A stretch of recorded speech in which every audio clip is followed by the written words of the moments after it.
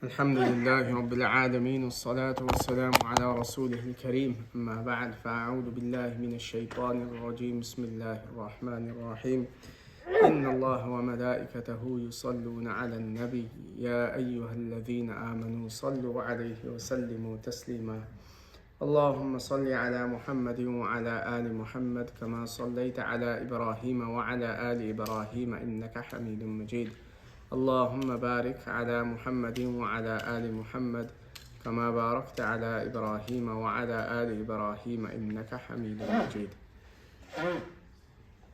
وعن عطاء بن يسار قال لقيت عبد الله بن عمرو بن العاص رضي الله عنه قلت أخبرني عن صفة رسول الله صلى الله عليه وسلم في التوراة قال أجل والله إنه لموصوف في التوراة قال ببعض صفته في القرآن يا أيها النبي إنا أرسلناك شاهدا ومبشرا ونذيرا وحزرا للأميين أنت عبدي ورسولي سميتك المتوكل ليس بفظ ولا غليظ ولا سخاب في الأسواق ولا يدفع بالسيئة السيئة ولكن يعفو ويغفر وأن يقبض الله حتى يقيم به الملة الأوجاع بأن يقولوا لا إله إلا الله ويفتح بها أعينا عميا وآذانا صما وقلوبا غلفا رواه البخاري وكذا الدارمي عن عطاء بن أبي سلام ونحوه وذكر حديث أبي هريرة نحن الآخرون في باب الجمعة. The Prophet sallallahu alayhi wa sallam is mentioned in the Torah. So a few weeks ago we started a topic on Rasulullah sallallahu alayhi wa sallam and Rasulullah sallallahu alayhi wa sallam's character and his excellence. So this excellence was also mentioned in the Torah. What was mentioned in the Torah we learn from this hadith recorded by Imam Bukhari rahimahullah in his Sahih. Ata ibn Yasar, a well-known tabi'i, he narrated he met Sayyidina Abdullah ibn Amr ibn al-As radiyallahu an, and he requested to him, inform me of the description of Allah's Messenger sallallahu alayhi wasallam as given in the Torah. He said, of course, by Allah, indeed he is described in the Torah with some of his description in the Quran. And he quoted, يا أيها النبي إنا أرسلناك شاهدا ومبشرا ونذيرا. O Prophet, surely we have sent you as a witness and a bearer of glad tidings and a warner and a protector. You are my slave, my messenger. I have named you Al-Mutawakkil, one who trusts.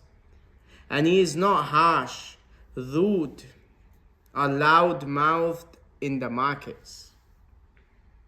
And who will not repel evil with evil, but will pardon and forgive. And Allah will not take away his soul till he sets right through him the drifting creed till they say, La ilaha illallah. There is no God but Allah. And he will open thereby blind eyes and deaf ears and neglectful hearts. Sayyidina transmits a similar hadith from Ata rahimahullah on the authority of Ibn Salam. So from this hadith we learn, Rasulullah sallallahu alayhi wasallam was also mentioned, described in the Torah, as per the verse which Allah subhanahu wa ta'ala has mentioned in the Quran. Rasulullah sallallahu alayhi wasallam, he was a bearer, a witness, a bearer of glad tidings, a warner to his people. Rasulullah sallallahu alayhi wasallam, he was not harsh, he was not rude, he was not loud-mouthed. You know, places like the markets and open places where people usually let themselves loose. Rasulullah sallallahu alayhi wasallam did not have such qualities. And if anyone did wrong to him, he would not repel evil with evil, but he would forgive. This was one of his qualities. This description has been mentioned also in the Torah. Abdullah ibn Amr ibn al-As radiyallahu anhu was a great scholar and also a person, he was well versed in reciting the Quran. And he had committed the Holy Quran in memory. He was a Hafiz of the Quran. and he was a great companion of Rasulullah sallallahu alaihi wasallam. He also had a lot of knowledge of the previous books like the Torah and the Injil. That's why the Tabi'i asked him this question. The Prophet sallallahu alaihi wasallam also permitted him to record hadith.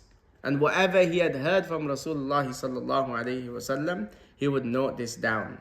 Like the companion Abu Hurairah radiallahu anhu. This is why we find many ahadith narrated from Abu Hurairah radiallahu anhu and many from Abdullah ibn Amr ibn al-As radiallahu anhu. So because he was qualified, Ata ibn Yasar asked him about the Prophet sallallahu alaihi wasallam's description and how he was described in the Torah. And when he was described with the qualities that we have heard. So these great qualities that Rasulullah sallallahu alaihi wasallam had, may Allah subhanahu wa ta'ala also give us an understanding of these and grant us these qualities. Sayyidina Abu Malik al-Ash'ari radiallahu anhu narrated Allah's Messenger sallallahu alaihi wasallam said, surely Allah, the mighty and glorious, has preserved you from three things. That your Prophet should not invoke a curse on you, asking that all of you should perish. Number 2, the followers of falsehood should not dominate those who pursue the truth. Number 3, that you must not all of you unite on the wrong path. Rasulullah sallallahu alaihi wasallam has mentioned these are three things which Allah subhanahu wa ta'ala has kept you away from. Previous nations came, Qawm Nuh came, Nuh alayhi salam made a dua against them, they were all perished. And then there will always be a group of people from this ummah, no matter what the situation, condition is, they will always be on the haqq, on the truth.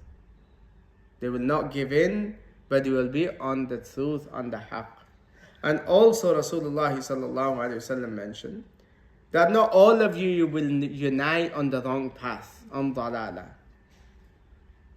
So there will always be a group of people that will be on the haqq. And also the Muslims will always unite against the common enemy. So we'll stop here. May Allah subhanahu wa ta'ala give us the ability to understand what we've heard. May Allah subhanahu wa ta'ala give us the ability and give us a part of the blessed character of Rasulullah sallallahu alayhi wa sallam. And also may Allah give us the ability to read as much durood as we can, especially in this blessed month, in the month in which Rasulullah sallallahu alayhi wa sallam was born. And may Allah give us the ability to practice the teachings of Rasulullah sallallahu alayhi wa sallam. Ameen. سبحان ربك رب العزة عما يصفون وسلام على المرسلين والحمد لله رب العالمين.